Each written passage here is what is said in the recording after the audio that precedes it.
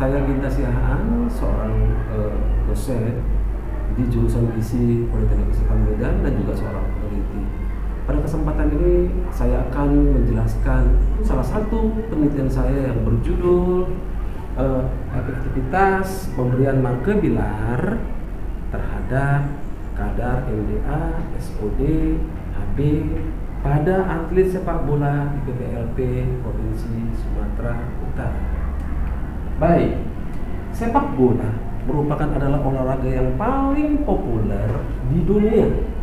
Tapi saya merasa risih atau merasa sedih karena ternyata sepak bola di Indonesia mengalami penurunan prestasi menjadi negara di bawah Thailand dan Vietnam di Asia Tenggara. Saya berpikir, saya dari bidang gizi karena memang ada nama istilahnya sport science yang memadukan antara sains ya dari berbagai sains termasuk kejiwaan, termasuk juga bidang gizi ya. Karena saya tahu bahwa sepak bola dengan aktivitas overtraining yang overload akan menyebabkan seorang atlet itu bisa mengalami gampang cedera dan juga itu mungkin akibat radikal bebas yang tinggi dalam tubuhnya. Jadi keseimbangannya tidak terjaga dengan baik. Mungkin berbagai faktor yang menyebabkannya. Saya ingin melihat dari bidang gizi. Ya, di sini akan meningkatkan stres oksidatif. Ya, ini akan menyebabkan tingginya keseimbangan antara antioksidan radikal bebas itu tidak akan terjadi dalam tubuh. Ya, tidak seimbang. Oke.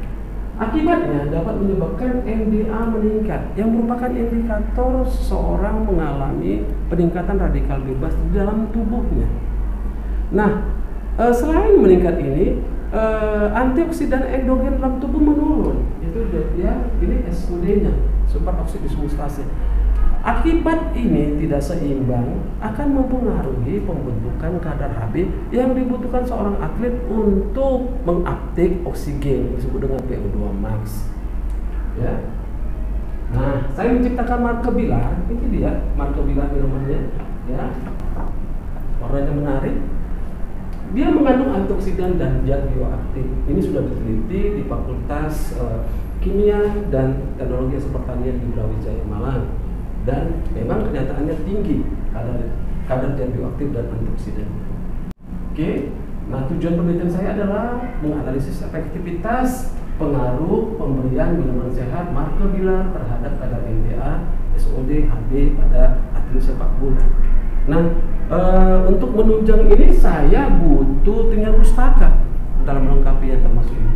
Ya. Oke, selanjutnya tempat penelitian saya tadi saya katakan PPLP Sumut. Ya, atletnya saya lakukan ini pemberiannya ini selama 14 hari. Saya lakukan dari mulai tanggal 12 sampai 28. Ya, jenis penelitian saya pilih menjadi fase eksperimen karena bukan pakai tikus. Ya, sedangkan desainnya saya pakai pre and post design. Nah, sampel total sampling, jadi cadangan pemain inti saya jadikan semua sampel. Oke, nah data primer tadi menyangkut dari MDA, SOD yang disajikan dalam bentuk tabel frekuensi maupun rata-rata saja. Ini dari variatnya sebelum dilakukan uji efektivitasnya, maka data MDA, SOD dan HB diuji kenormalannya melalui Kolmogorov Smirnov. Nah kemudian untuk melihat pengaruhnya saya lihat awal dan akhirnya dengan uji T-Pirate atau T-Pirate test. Oke, ini hasilnya. Yang paling banyak di sini adalah 40,4. Pendidikan rata-rata 100% adalah di bangku SMA sekarang. Tetapi ternyata masih ada yang overweight sebesar 9,1%. Bila dilihat dari ini, asupan zat gizinya ternyata asupan zat gizi yang saya recall selama 3 hari sebelum dan sesudahnya ini ternyata menunjukkan tidak ada perbedaan. Artinya harapannya bahwa marker bilar saya lah yang dapat mempengaruhi tadi kadar MDA, SOD dan HB. Nah, benar ternyata setelah diuji statistik pakai T-Pirate, ternyata ini Vivian semua berpengaruh signifikan. Artinya P lebih kecil dari 0,05. Saya akan bahas satu persatu di pembahasannya. Kenapa usia yang diambil itu 15 sampai 17 atau ada yang ada di PPLP itu antara usia 15 sampai 18. Itu juga menyangkut dana. Ya, setelah saya tanya secara interview, ternyata memang usia yang pas selama di sana mereka itu adalah usia 15 sampai ini. Dan puncaknya 17 tahun yang mengatakan bahwa atlet itu akan pada puncak emasnya itu atau golden age-nya 17 sampai 24 tahun. Itu menurut penelitian. Nah, performance yang tadi akan mempengaruhi seorang atlet sepak bola kurang bergerak lincah, gampang capek, ya. Jadi bisa jadi gangguan gerak dribbling dan segala macam. Antioksidan di sini saya lihat adalah NDA-nya. Coba lihat, perhatikan penurunannya besar. Mikromol per desiliter. Padahal kadarnya yang normal adalah boleh 0 sampai 1.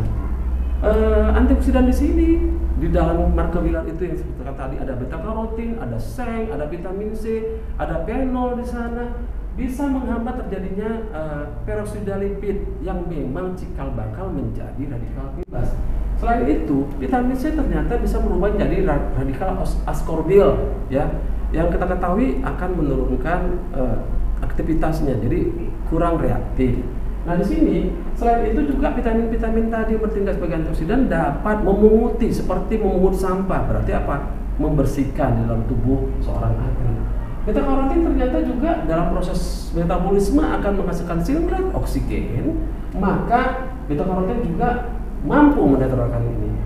Selanjutnya adalah SOD, superoxide dismutase.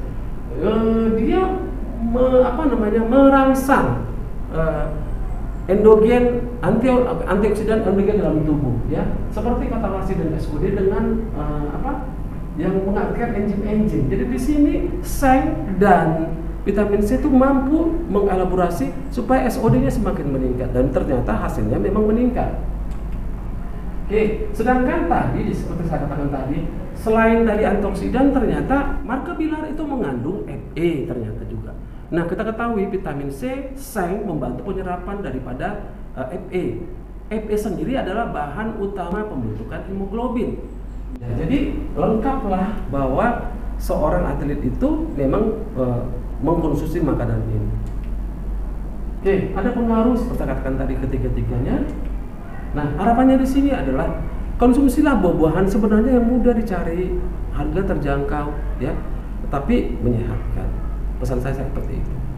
Oke, dan terima kasih atas perhatiannya atas presentasi saya. Saran saya adalah kepada masyarakat, konsumsilah buah, terutama buah lokal, ya, yang ternyata mudah didapat, harga terjangkau, ya. Sedangkan kesampaian juga adalah musiman, memang buah musiman. Yang harapan kita adalah dengan sering-sering mengkonsumsi buah kita akan sehat. Dan penelitian ini akan dilanjutkan pada sampel-sampel yang lain seperti diabetes mellitus, sampel yang terinfeksi penyakit, dan juga oleh radikal bebas seperti operator di SPBU. Sekian dan terima kasih. Salam sehat.